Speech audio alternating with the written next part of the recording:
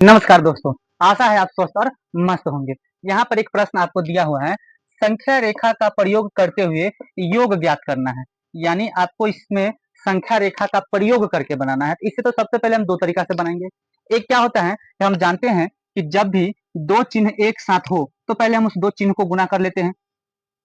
तो यहाँ पर संख्या दिया हुआ है, 9 को जोड़ना है किसमें, -6 में। यानी कि यहाँ दो चिन्ह एक साथ है तो पहले इस दोनों को हम क्या कर लेते हैं, जोड़ लेते हैं। तो 9 प्लस और माइनस हो जाता है क्या, माइनस, और बच गया यहाँ 6, यानी कि 9 में से 6 घटा तो बचेगा 3।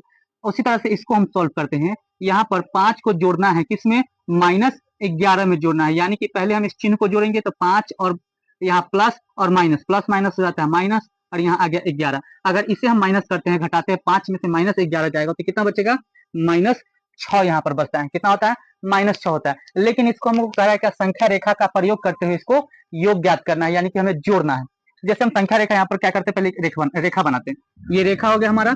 इस रेखा को क्या है कि हम दो भागों में बांटते हैं, यहाँ से यहाँ, एक इधर और एक इधर। इधर वाले को हम धनात्मक बोलते हैं, धनात्मक पूर्णांक बोलते हैं, और इधर वाले को हम ऋणात्मक पूर्णांक कहते हैं। यानी कि यहाँ जो जीरो दिए हैं इसके इधर वाला प्लस में होता है और इधर वाला माइनस में होता है। तो हम यहाँ से लिखते हैं, ये हो गया हमारा 1 2 3 4 5 6 7 8 9, और यहाँ हम 10 तक लिख लेते हैं। इधर भी आते हैं हम, इधर आते हैं कहाँ, -1 -2 -3 -4 -5 -6 -7 -8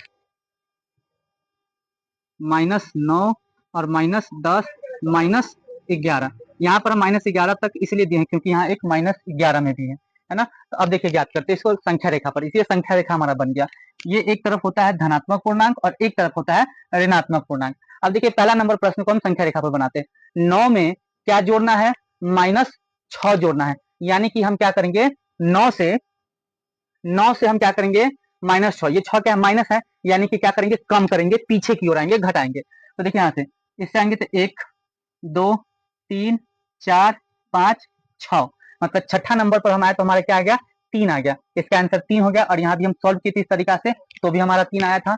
ये हो गया हमारा संख्या रेखा पर 3 आंसर। अब दूसरा का प्रश्न फिर वैसे ही कर रहा है, क्या 5 में आपको क्या करना है, प्लस करना है -11 को। यानी कि यहाँ भी क्या है, -11 है। तो -11 है तो यहाँ से हमको 5 से क्या करना है, 5 से हमको -11, मतलब यहाँ 5 है और ये 11 माइनस में, मतलब इसमें क्या करेंगे, इसमें भी हम पीछे की ओर जाएंगे, घटते हुए जाएंगे। तो यहाँ 5, इससे फिर आएंगे 1 2 3 4 5 6 7 8 9 10 11। कितना आया, 11। हम यहाँ से 5 से हम 11 आए घट के तो कितना आया हमारा, -6 आया। यानी कि संख्या रेखा से बनाने पर भी -6 आया और इस तरीका से भी बनाने पर -6 आया।